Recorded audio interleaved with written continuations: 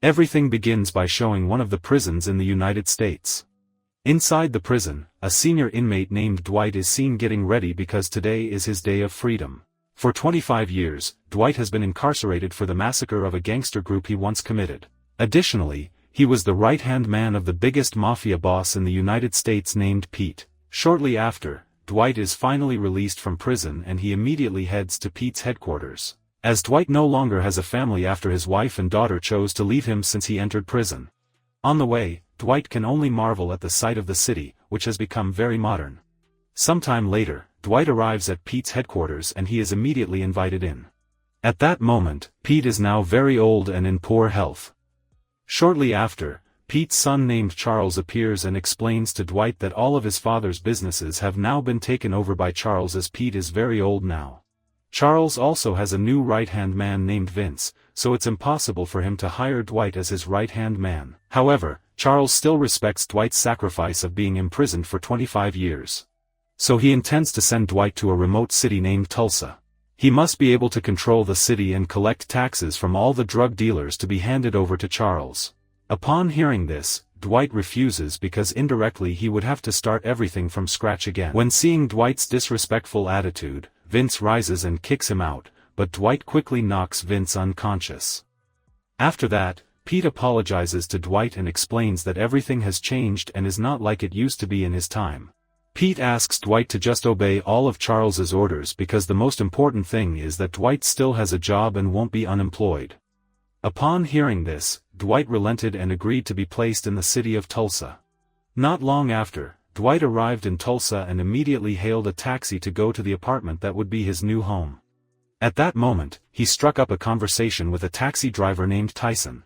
After that, Dwight accidentally noticed a coffee shop with a cannabis leaf logo on its door, and he promptly asked Tyson about the shop. Tyson explained that it was indeed a coffee shop, but they also sold marijuana there. Upon hearing this, Dwight asked Tyson to wait outside while he went in to meet the owner of the shop. Once inside, Dwight politely asked one of the employees to call their boss. However, the employee refused and even kicked him out because the shop didn't welcome strangers. Calmly, Dwight walked out and grabbed a thermos from Tyson's taxi. Then re-entered and confronted the patrons. Eventually, the owner of the shop named Bod heard the commotion and hurried outside. At that moment, Dwight immediately invited Bod to have a private conversation where he explained that he was the right-hand man of the largest mafia group in the United States, now led by Charles. And his task in Tulsa was to collect taxes from all the drug dealers, including Bod. Apparently, they all had to pay 20% of their weekly earnings, and in return, Dwight would provide protection from gangsters, FBI, or any applicable law. Having no choice, Bod eventually agreed to comply with what Dwight said and immediately paid a 20% tax on the total of all his earnings for this week. After that, Dwight returned to the taxi and offered Tyson to become his personal driver with quite a high payment. Without hesitation, he immediately accepted the offer. After that, Tyson drove Dwight to his apartment. That night, Dwight went to one of the nightclubs in Tulsa where he approached several visitors and also the club owner named Keller. He did all of this to get acquainted with local people who would later be recruited as his subordinates. The next day, Dwight and Tyson returned to Bod coffee shop. Dwight then asked where Bod got the marijuana leaves he always sold. Bod answered that he got the leaves from a farmer acquaintance named Jimmy, who was the one who supplied all the marijuana leaves in the city, because he had dozens of hectares of marijuana plantations. Upon hearing this, Dwight asked to be introduced to Jimmy. Sometime later, Dwight returned to Keller's nightclub. This time he met a woman named Anna and they introduced themselves. Anna wasn't alone at that time as she was partying with her friends at the nightclub.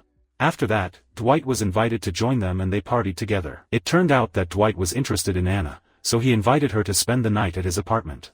The next morning, Anna and Dwight were seen waking up from their sleep. After that, Anna quickly said goodbye because she had to work. Before parting ways, Dwight expressed hope that they could meet again sometime later. The FBI team in Tulsa was seen having a meeting. At that moment, they were discussing Dwight, who had been a convict for 25 years. The FBI knew that Dwight now lived in Tulsa and they were worried he might cause trouble again. In that meeting, Anna was also present as it turned out she was an FBI agent. At that moment, she was very surprised to learn that Dwight was a former convict who had just finished serving a 25-year sentence. The following day, Anna was still curious about Dwight, so she immediately contacted her colleague at the FBI to inquire about detailed information regarding Dwight. Anna's colleague then informed her that Dwight used to be the right-hand man of the biggest mafia boss in New York City, namely Pete. Additionally, Dwight was notorious for being very cruel to anyone who crossed him. After learning this bit of information, Anna thanked her colleague and ended the call. Meanwhile, Charles was visited by Vince where he demanded accountability because the blow from Dwight yesterday had caused severe damage to his jaw.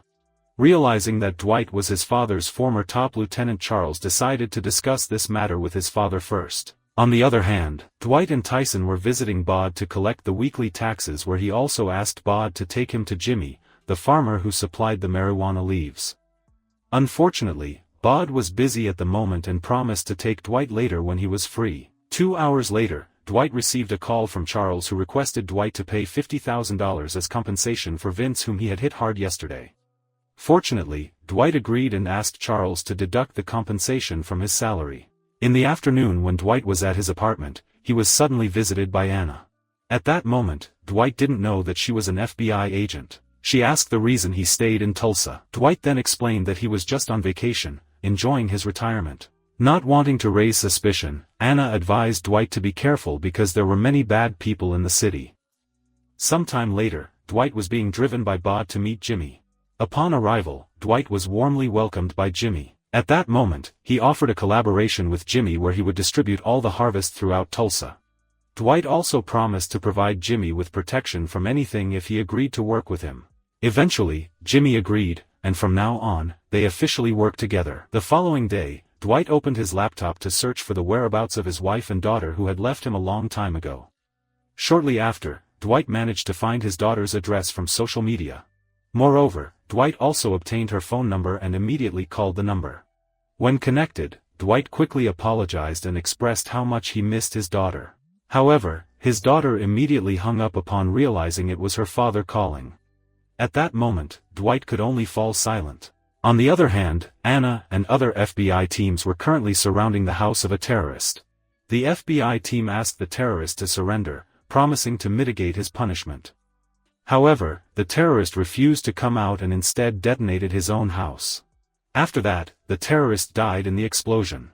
Meanwhile, Dwight and Tyson were collecting taxes at Bod's coffee shop. At that moment, Dwight became curious because the shop was unusually crowded today. Dwight then went to the back to meet Bod and asked why the coffee shop was so busy. Bod explained that they were hosting a party featuring a new variant of drug made from nitrous oxide gas. The product was deemed safe as it was inhaled using balloons, making it less likely to attract police suspicion. Upon learning this, Dwight had an idea to sell the product at a music concert to earn more money. He also promised to contribute to the capital to buy the product, as long as the profits were split equally. Eventually, Bod accepted Dwight's proposal. That night, Dwight went to Keller's nightclub and persuaded Keller to join him in selling the new drug variant at the upcoming music concert. He offered to pay Keller double if he agreed to join. In the end, Keller immediately accepted Dwight's offer. The next day, Dwight went to renew his driver's license as his previous one had expired. But as he was taking the driving test on the highway, suddenly he was attacked by an unknown car. Quickly, Dwight pursued despite his instructor being shot. Unfortunately, the shooter managed to escape his pursuit. Shortly after, Dwight was taken to the police station for interrogation regarding the recent incident. The police suspected Dwight of causing trouble again, considering he was the former right-hand man of Pete, the biggest mafia boss in America. However, Dwight swore he hadn't done anything wrong, and in that incident he asserted that he was a victim. But the police, not easily convinced, still detained him. 2 hours later, Anna visited Dwight, who was surprised to learn that she was an FBI agent. However, Anna asked Dwight to stay calm as she was there to free him. Eventually, with her help, Dwight was released.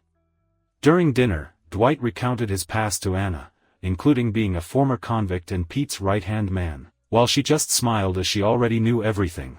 Afterward, Dwight invited Anna back to his apartment and they enjoyed their intimate moment. The following day, Dwight contacted Charles and told him about the attack yesterday. He suspected the attacker was Vince seeking revenge. However, Charles stated that Vince never strayed far from him, so it could be confirmed that the attacker was not Vince. After that, Dwight went to the hospital to visit the driving instructor who had been shot yesterday. Dwight immediately handed an envelope containing money to the instructor, asking him to trace the license plate of the car that attacked them. Although the instructor's wounds were not fully healed, the instructor agreed to trace the license plate and would contact Dwight when the results were available. Sometime later, the instructor had provided the address of the car used in the shooting to Dwight, so he and Tyson immediately went to that address. However, upon arrival, Dwight only found yesterday's car burned out. After that, he searched inside the car until he accidentally found a torn piece of fabric with a ranch logo from Tulsa. Quickly, Dwight immediately went to the location of the ranch because he was certain that the person who attacked him yesterday was the owner of that ranch. Upon arrival, Dwight chose to stay in the car waiting for the ranch owner to return. After waiting for quite some time, the ranch owner finally returned, prompting Dwight to follow the owner's car from behind. When the ranch owner arrived home, Dwight prepared to get out. However, Dwight hesitated when he saw the ranch owner's child warmly welcoming his father with a hug. In the end, Dwight decided to come back the next morning waiting for a more opportune moment. The next day, the ranch owner named Armand was seen resuming his activities. As he was entering the home, Dwight suddenly approached from behind and pointed a gun at him. Dwight demanded to know why Armand had attacked him yesterday and on whose orders. Hearing this, Armand apologized, saying he suspected Dwight came to Tulsa to hunt him down on Charles's orders.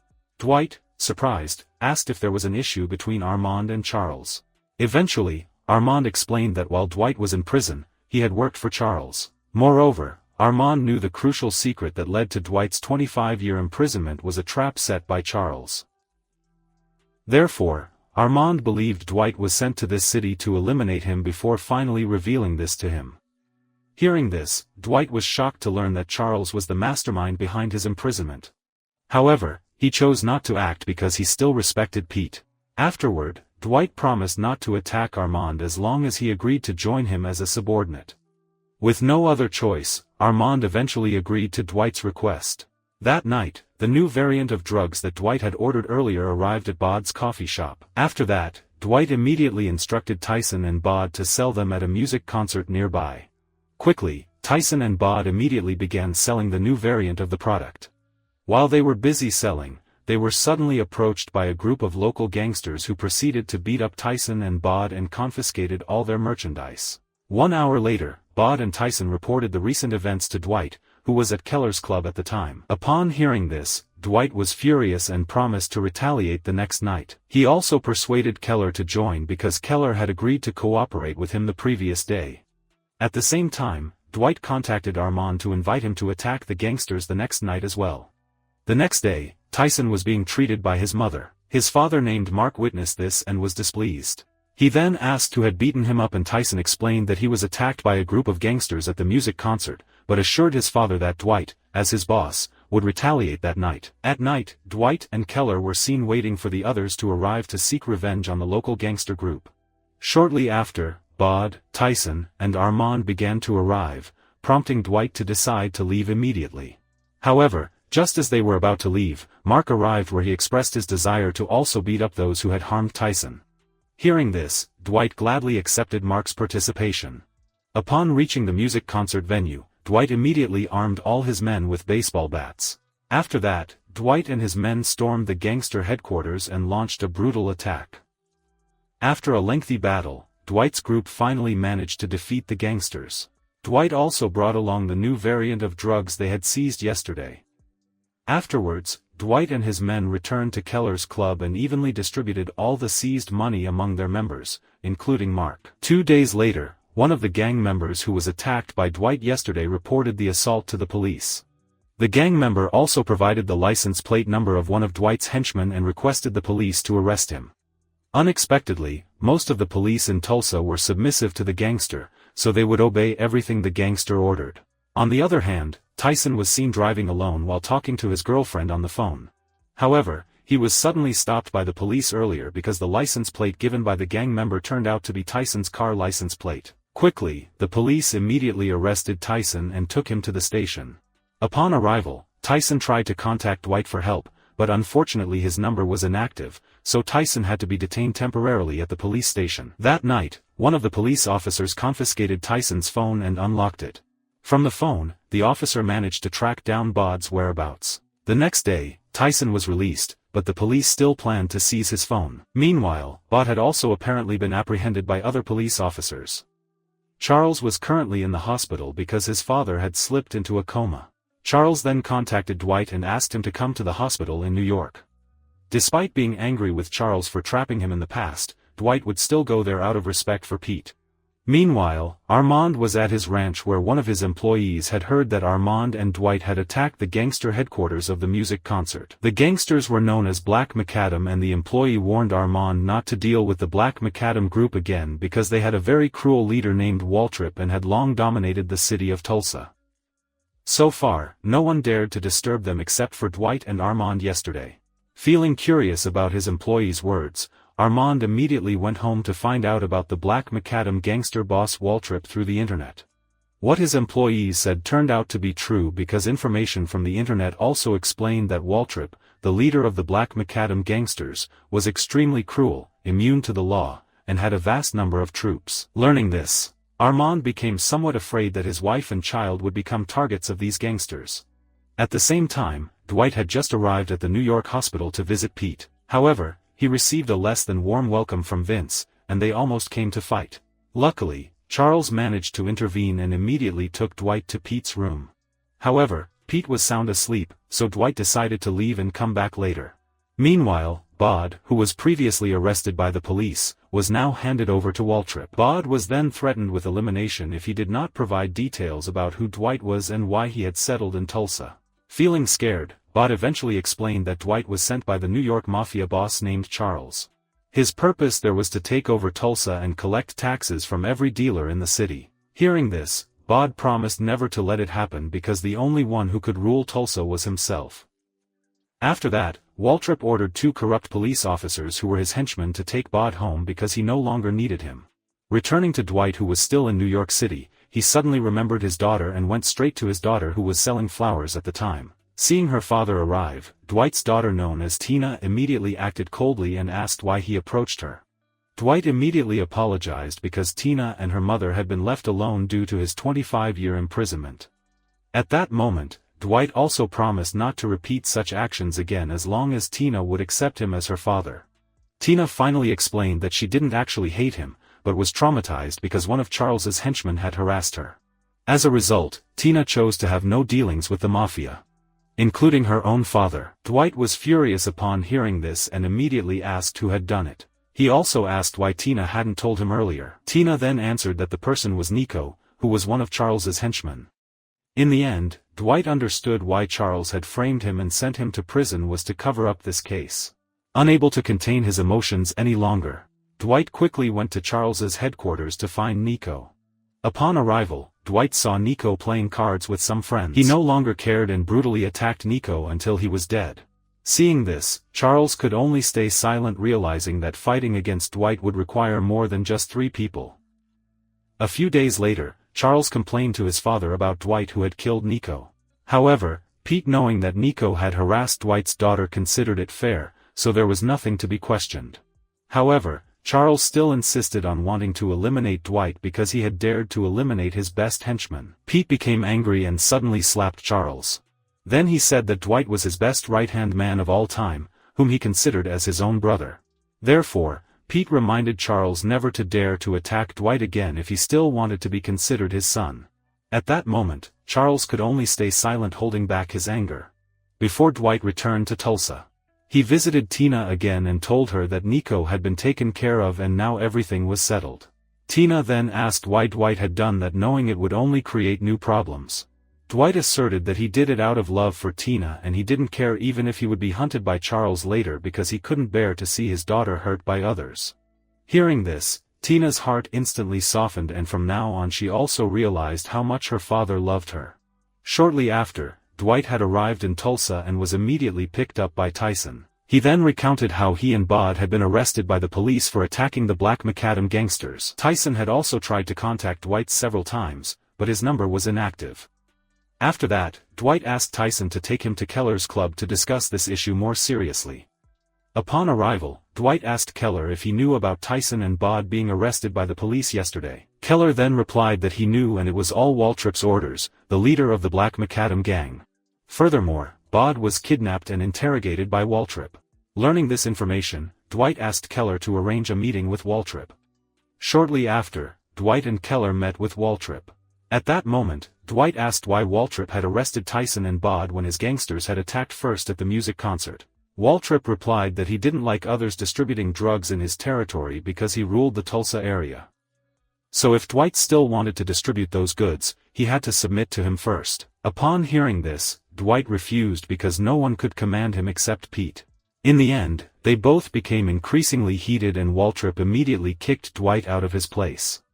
On the other hand, Tina was seen washing dishes. After that, she heard the sound of her home phone ringing, but when answered, the caller suddenly threatened her safety along with her child and husband. Hearing this, Tina panicked and immediately contacted Dwight and recounted the recent incident. Tina worried that the mysterious caller might be Charles, who was upset because Dwight had taken care of his henchmen. However, Dwight asked her to remain calm because he would immediately find out about the mysterious caller. Quickly, Dwight contacted one of Charles's henchmen named Goody. Then he asked who had threatened Tina over the phone. Goody said he didn't know, but he would try to find out. In the past, Goody was a close friend of Dwight before he went to prison.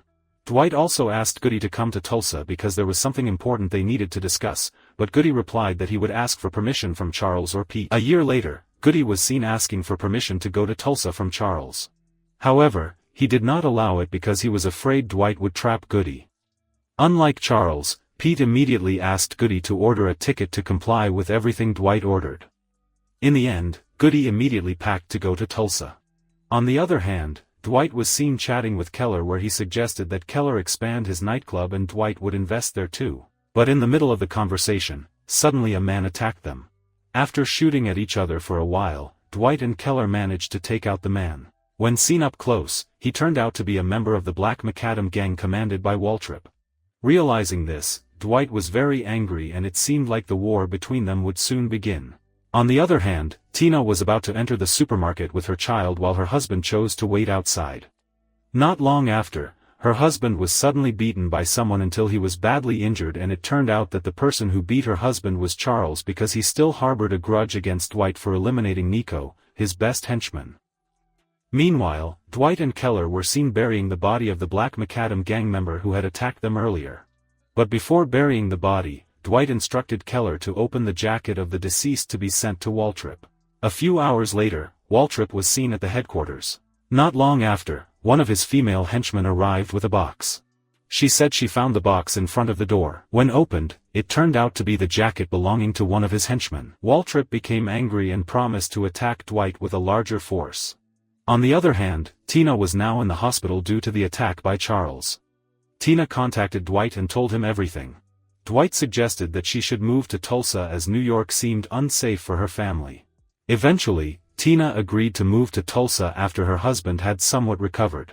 On another note, Goody was now arriving in Tulsa as requested by Dwight. Dwight then immediately asked who attacked his son-in-law because he had been assaulted the previous night. Hearing this, Goody swore that he didn't know as he was busy arranging his ticket to come to Tulsa. After that, Dwight was evidently convinced that it was the work of Charles or his henchmen, so he promised that someday he would eliminate Charles. After that, Dwight invited Goody to join his group as he was his friend from the past, and that was why Dwight had asked him to come here. However, Goody said he would think about it first. Sometime later, Goody was seen contacting Charles and informed him that Dwight was furious due to the attack on his son-in-law. If the attack was indeed carried out by Charles, then Goody suggested that he should apologize rather than risk a war later on. However, Charles refused, stating that he would never apologize to Dwight. Afterward, Charles then approached his father who was taking a bath. He pretended to assist Pete in cleaning his head. However, Charles suddenly drowned his father in the bathtub until he died. He did all of this because he wanted to fully seize power and replace Pete. With Pete's death, Charles was now free to do whatever he pleased, including eliminating Dwight. The next day, many people visited Charles's house to mourn Pete's death. It was noticeable that Charles's hair had been shaved bald. Apparently, Charles fabricated a story telling everyone that his father died from a heart attack. Meanwhile, Goody, still in Tulsa, promptly informed Dwight about Pete's passing. Upon hearing the news, Dwight was saddened as he had come to regard Pete as his own brother. However, Dwight apologized, stating that he couldn't pay his respects there because he still didn't want to see Charles's face. Several days later, Dwight and his team were seen training new recruits, where Dwight intentionally recruited more people as a precaution in case Waltrip, the gangster leader, where Charles, the New York Mafia boss, suddenly attacked him. Following this, Dwight asked Keller to find even more new recruits to join them. On the other hand, Anna was in a meeting with her superiors. They were discussing Waltrip, the leader of the Black Macadam gang, who always seemed immune to the law. Even most of the police in Tulsa were subservient to him. Therefore, the FBI team had to move quickly to apprehend Waltrip. Meanwhile, Charles gathered Pete's senior henchmen, including Goody, to discuss something. At that moment, he announced that he now held full power in place of Pete. He also fabricated another story claiming that Pete had suffered a heart attack due to Dwight's actions, so they all had to hunt him down. However, one senior henchman replied that Dwight was no ordinary person and his abilities should not be underestimated. Hearing this, Charles became furious and immediately choked the man. Charles reiterated that he was now their boss, so they all had to obey what he commanded. On the other hand, Keller was introducing two new members to Dwight. He explained that they were both skilled in hand-to-hand combat and firearms because they were former U.S. military personnel. Knowing this, Dwight was pleased and immediately accepted both of them. The next day, Anna and the FBI team were seen raiding Waltrip's headquarters. Unfortunately, Waltrip was not there, so Anna could only capture some of his henchmen. Additionally, she managed to retrieve Waltrip's laptop containing crucial data. From the laptop, Anna learned about all of Waltrip's illegal businesses including arms trading, drug trafficking, and human trafficking. Elsewhere, one of Waltrip's corrupt police henchmen was contacting him to inform that their place had been raided by Anna and the FBI team. Hearing this, Waltrip became furious and vowed to hunt her down. Meanwhile, Dwight was suddenly contacted by Charles. At that moment, Charles apologized for his previous actions and invited Dwight to strengthen their relationship as before. He also would come to Tulsa in a few days and hoped that Dwight would meet him. Upon hearing that, Dwight agreed to all of Charles's requests. However, Charles's intention in inviting Dwight to meet was simply to trap him so that he could easily eliminate him. However, Charles was also unaware that Dwight now had many troops and had nearly taken control of Tulsa. That night, Dwight was visited by Anna, where she told him that she and the FBI team had raided Waltrip's headquarters. Unfortunately, Waltrip wasn't there. Before Anna could tell everything, Waltrip suddenly arrived and attacked them both, resulting in Anna getting shot while Waltrip escaped. Dwight, who was unharmed, immediately took Anna to the hospital. The next day, Dwight was seen being interrogated by the FBI regarding Anna's shooting by Waltrip. The FBI suspected that Dwight had colluded with Waltrip to eliminate Anna. However, Dwight stated that he couldn't possibly do that because she was his close friend. However, the FBI didn't want to believe that easily and still intended to detain Dwight. Shortly after, Dwight's lawyer arrived and argued with the FBI as it was clear that Dwight wasn't involved. Eventually, Dwight was released. The next day, Dwight went to the hospital to check on Anna's condition. At that moment, he stated that he would eliminate Waltrip and his remaining gangsters. However, Anna replied that it was possible Waltrip had already left Tulsa with all his illegal business profits. Anna also mentioned that after this, she would likely be fired from the FBI because the FBI had learned about her relationship with Dwight. Upon hearing this, Dwight reassured Anna to stay calm because even if she was fired from the FBI, he promised to ensure her well-being. After leaving the hospital, Dwight went to meet Armand at his home where Armand mentioned that Charles was on his way to Tulsa and would likely arrive by tomorrow morning. Knowing this, Dwight asked Armand to mobilize all his members to welcome Charles's arrival. The next day showed Charles, Vince and Goody relaxing as they had just arrived in Tulsa. Shortly after, Dwight, Armand and Tyson appeared and approached Charles. Initially, Charles thought that Dwight would welcome him warmly. However, Dwight instead said that he had established his own mafia group and didn't want anything to do with him. Dwight also warned Charles not to mess around, especially with his family. After that, Dwight invited Goody to join his group instead. Goody, who was a longtime friend of Dwight, eventually chose to join him. Seeing this, Charles instantly became furious because his initial intention of coming here was to eliminate Dwight, but now he found himself cornered. When Charles was about to fight back, Dwight calmly stated that this place was surrounded by his men ready to shoot him anytime. Eventually, Charles and Vince chose to leave rather than die in the hands of Dwight's group. Elsewhere, Waltrip was seen gathering all his remaining henchmen. He then asked them all to prepare mentally because sooner or later he would attack Dwight and his men. However, one of his henchmen disagreed considering their gang members were dwindling. Feeling provoked by his own henchmen, Waltrip ruthlessly eliminated the person.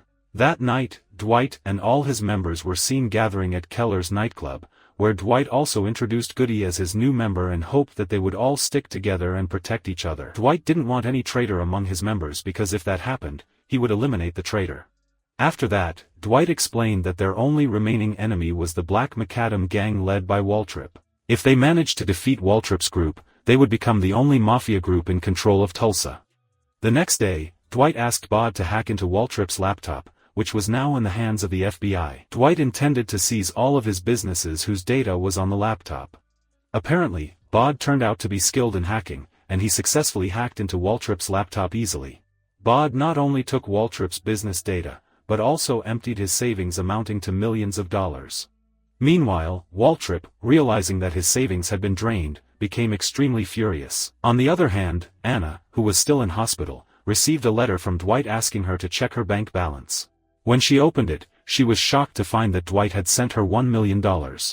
This money was the result of hacking into Waltrip's savings, which he intentionally distributed to her considering she would be fired from the FBI. One night, Dwight's group was seen gathering at Keller's nightclub. Shortly after, they heard the sound of motorcycles approaching and it turned out to be Waltrip and all his henchmen. Promptly, Dwight ordered his men to prepare, leading to a fierce battle.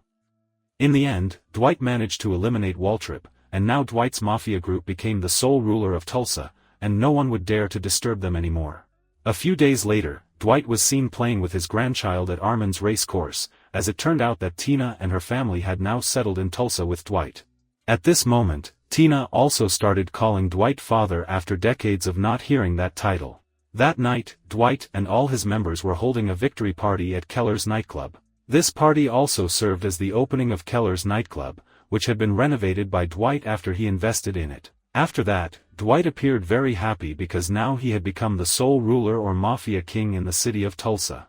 Not long after, he received news that there was a woman waiting for him outside. When Dwight went out, it turned out to be Anna, so he immediately invited her inside. But not long after, the police and FBI suddenly arrived and immediately arrested Dwight. Apparently, it was all Anna's doing as she didn't want to be fired from the FBI, so Anna chose to betray by reporting all of Dwight's crimes to the FBI. After that, Dwight was arrested by the police without resistance, then put into a car. But before leaving, he managed to say to Anna that this was not the end of everything, but just the beginning.